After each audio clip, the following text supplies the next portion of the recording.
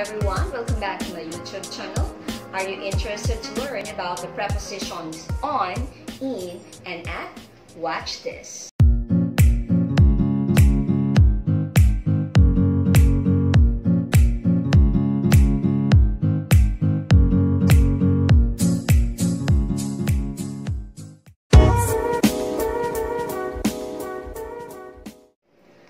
Hello everyone, welcome back to my YouTube channel.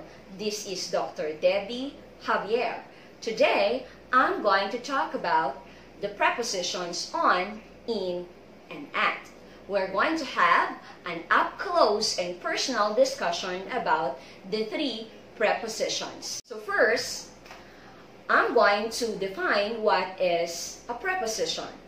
So a preposition is used to link nouns, pronouns, and phrases to other words in a sentence. The word or phrase that the preposition introduces is called the object of the preposition. A preposition is used to indicate the temporal, spatial, or logical relationship of its object to the rest of the sentence. Today, we will have an up-close and personal discussion on the uses of the prepositions on, in, and at. So, I have already given you the definition of a preposition. This lesson on prepositions is one of the most requested topics that I have to discuss in my channel. So, hopefully, I will be able to give justice on the uses of on, in, and at. So, in here, I have a table divided into 3 columns. So let's first focus on the prepositions of place using in, on, and at. So I divided it into 3 columns. The first column, the uses of in, and then the second column, the uses of on, and then the purple column, the uses of at. So under the uses of in, we have in a 3D space. We have there an example, in the wallet, in the classroom, for a 3D space. In 3D dimension, we mean to say dimensional.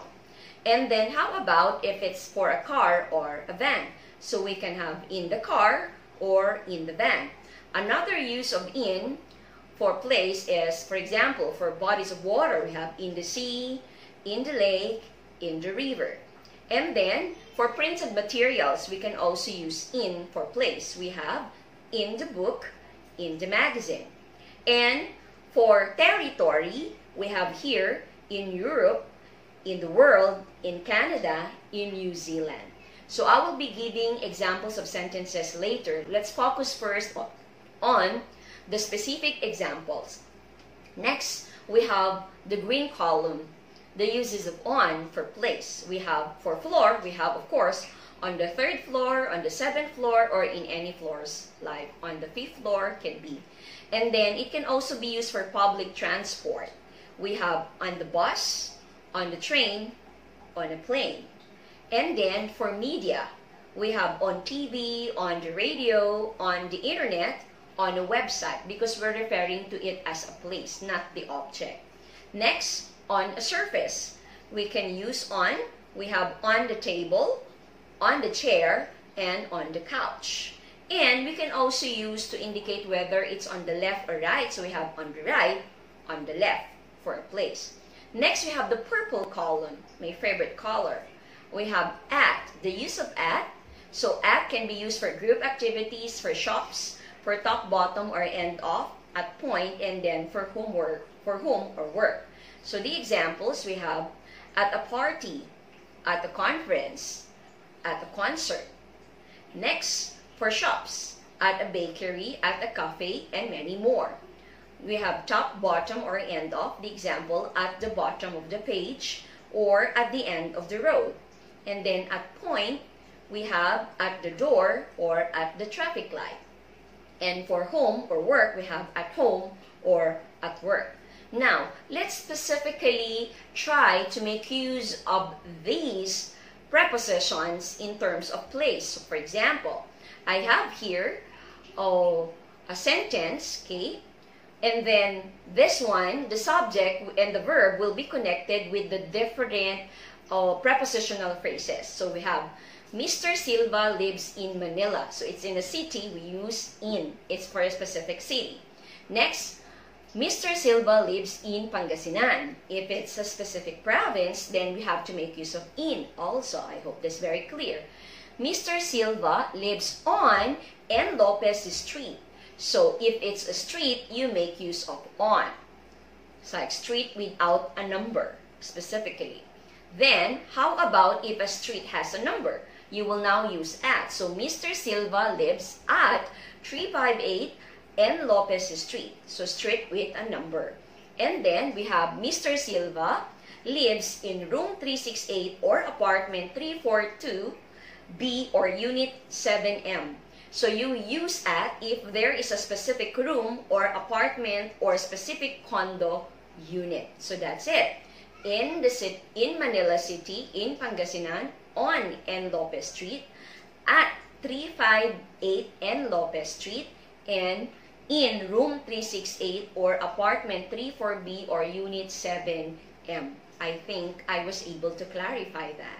Next, after using in, on, and at for place, this time we will have parts of the day with prepositions in, on, and at. How about if you're going to use in, on, and at for parts of the day?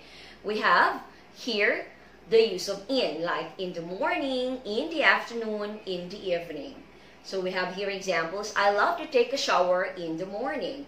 So in is already underlined. So it tells something about the time of the day. So specifically in the morning. Number 2, they went to the supermarket in the afternoon. And number 3, teachers prepare their lessons in the evening. So specific parts of the day in the morning, in the afternoon, in the evening, make use of the preposition in. I think that's very easy and very quick to understand. Next, we have the use of on. For parts of day, we have on plus any day plus part of the day. Or it can also be on plus part of day plus any date. Let's look at the example.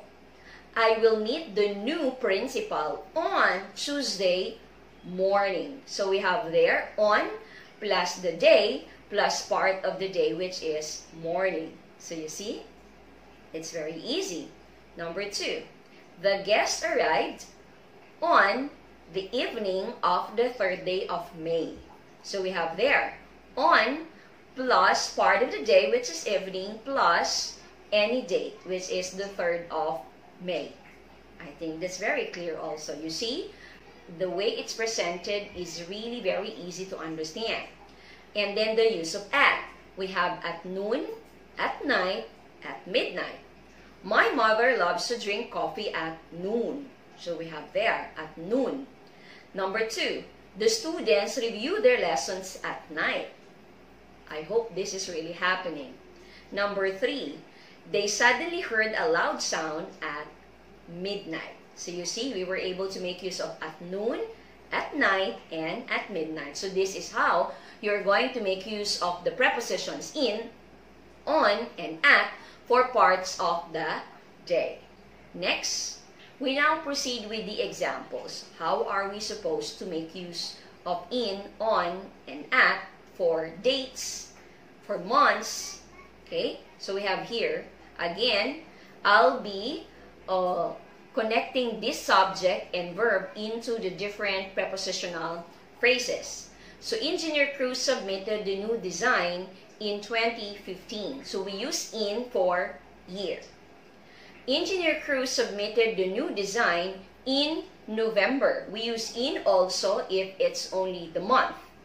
Next, Engineer Cruz submitted the new design on November 9. So if you use month plus the date, we now use the preposition on. So please take note of that. In for month only, on if you are going to include the date. And then, Engineer Cruz submitted the new design on Tuesday. That is, if you're going to use the day of the week. So on Monday, on Tuesday, on Wednesday, and the other days of the week. Engineer Cruz submitted the new design in the morning, or in the afternoon, or in the evening. So you see that one? It's very easy to follow. Engineer Cruz submitted the new design at noon, at night, at midnight. So I was able to use the examples in a sentence. So I hope that in this video I was able to share with you the uses of on, in, and at up close and personal. That's how I call it, up close and personal. So the specific uses of this one. So thank you again for watching, for subscribing, and for sharing my channel. So if you are new in this channel, please do not forget to click the subscribe button and the bell button for you to be notified every time I have a new video. So again, happy teaching and happy learning. This is Dr. Debbie Javier telling you to always be a blessing to others. Bye!